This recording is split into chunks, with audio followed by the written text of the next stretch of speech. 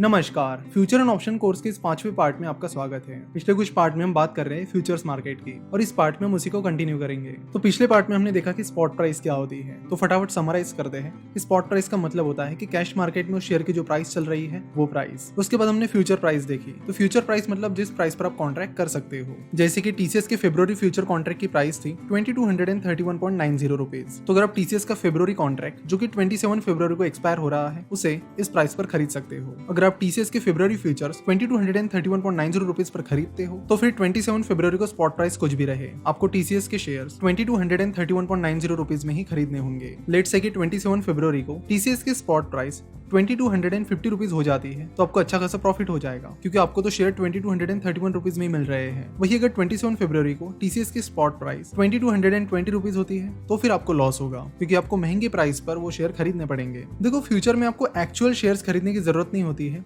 यहाँ पर सेटलमेंट की जाती है, कैश सेटलमेंट। इसके साथ ही हम लॉट साइज को भी समझ लेते हैं। ये लॉट साइज क्या होती है? जैसे कि हम कैश मार्केट में देखते हैं, हम टीसीएस के 1 शेयर, 2 शेयर, 5 शेयर, जितने शेयर चाहे खरीद सकते हैं, लेकिन फ्यूचर्स में ऐसा नहीं होता है। फ्यूचर कॉन्ट्रैक्ट आपको लॉट में मिलते हैं। हर शेयर की लॉट साइज डिसाइडेड होती है, स्टॉक एक्सचेंज ने वो डिसाइड की है। तो टीसीएस की लॉट साइज है 250 शेयर्स। सो अगर आप टीसीएस के फ्यूचर कॉन्ट्रैक्ट का एक लॉट लेते हो तो उसमें आपको 250 शेयर्स मिलेंगे। अगर आपको उससे ज्यादा शेयर्स खरीदने हैं तो 250 के मल्टीपल में आप खरीद सकते हो। जैसे कि 250, 2 लॉट खरीदोगे तो 500 शेयर्स आ जाएंगे, 3 खरीदोगे तो 750 एटसेट्रा। तो मान लेते कि आपने एक लॉट खरीद लिया है, वो भी 2231.90 रुपीज पर। अब एक्सपायरी के दिन यानी 27 फरवरी को स्पॉट प्राइस निकल कर आती है 2235 रुपए। तो ये डील आपके फायदे की हुई, क्योंकि जो स्पॉट प्राइस है वो आपके फ्यूचर प्राइस से ज्यादा है। तो 2235 और 2291.90 इसके बीच का जो डिफरेंस है यानी 3.10, वो आपके एक शेयर के पीछे का प्रॉफिट होगा। तो इस तरह 250 शेयर्स पर आपको 775 रुपीज का प्रॉफिट होगा। तो आपके फ्यूचर कॉन्ट्रैक्ट से जो भी प्रॉफिट लॉस निकल कर आएगा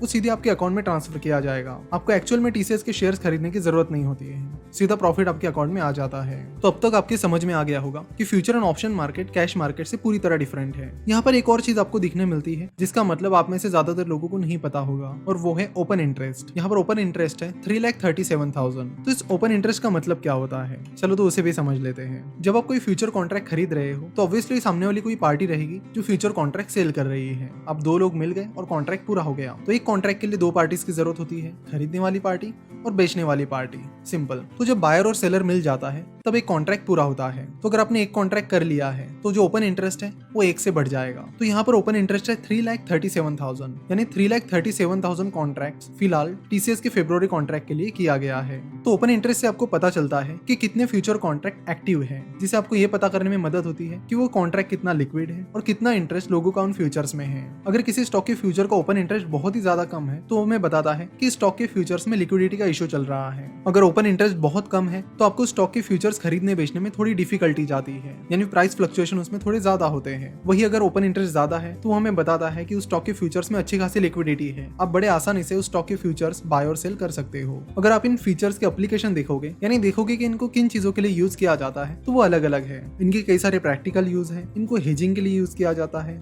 इनको शॉर्ट सेलिंग के लिए भी यूज किया जाता है। तो सबसे पहले बात करते हैं शॉर्ट सेलिंग की। शॉर्ट सेलिंग का सिंपल सा मतलब होता है कि पहले स्टॉक को बेचना और फिर उसे खरीदना। उससे पहले समझते हैं कि शॉर्ट सेलिंग किस चीज के लिए यूज की जाती है। जनरली हम शेयर बाय करते हैं जब हमें लगता है कि ये कंपनी आगे चलकर ग्रोथ दिखा सकती है और इसके शेयर प्राइस आगे चलकर बढ़ सकती है। लेकिन अगर आपको लगता है कि कोई कंपनी बहुत खराब परफॉर्म कर रही है या किसी कंपनी को बड़े इश्यूज आने वाले टाइम में, जिसकी वजह से उसकी शेयर प्राइस गिर सकती है, तो उस टाइम आप क्या करोगे? उस टाइम आप शॉर्ट सेलिंग करोगे। तो जब भी ट्रेडर्स और इन्वेस्टर्स को लगता है कि किसी स्टॉक की प्राइस आने वाले टाइम में लगातार गिरने वाली है तो वो उस स्टॉक में शॉर्ट सेलिंग करते हैं। अगर कैश मार्केट की बात की जाए तो अगर आपको कैश मार्केट में शॉर्ट सेलिंग करनी है तो आप सिर्फ 1 दिन के लिए कर सकते हो, यानी इंट्राडे में आप शॉर्ट सेलिंग कर सकते हो। उससे ज्यादा टाइम के लिए आप कैश मार्केट में शॉर्ट सेलिंग नहीं कर सकते। इसलिए बहुत सारे ट्रेडर शॉर्ट सेलिंग करने के लिए फ्यूचर्स का इस्तेमाल करते हैं, क्योंकि फ्यूचर्स में आप 1 दिन से ज्यादा टाइम पीरियड के लिए भी शॉर्ट सेलिंग कर सकते हो। तो शॉर्ट सेलिंग का यूज तब किया जाता है जब आपको लगता है कि किसी शेयर की प्राइस गिर सकती है और उसका फायदा आप ले सकते हो। सेकंड चीज है हेजिंग। हेजिंग में आप रिस्क को मिटिगेट करते हो, यानी रिस्क को लिमिट में करते हो। कई बार जब बड़े बड़े इन्वेस्टर बहुत ज्यादा क्वांटिटी में शेयर्स खरीदते हैं तो उन्हें लगता है कि अचानक से अगर इस शेयर को कुछ हो गया तो हमें उन्हें बहुत बड़े लॉसेस उठाने पड़ सकते हैं। इसलिए उस रिस्क को कंट्रोल करने के लिए वो फ्यूचर्स का इस्तेमाल करते हैं। इसे भी हम अगले पार्ट में डिटेल में देखेंगे। साथ ही इसके जो प्रैक्टिकल यूज है कि जो फार्मर्स हैं, जो नॉर्मल होलसेलर्स हैं, वो इन फ्यूचर्स का इस्तेमाल करके कैसे अपनी रिस्क मिटिगेट कर सकते हैं, इसके बारे में प्रैक्टिकल एग्जांपल के साथ अगले लेक्चर में बात करेंगे।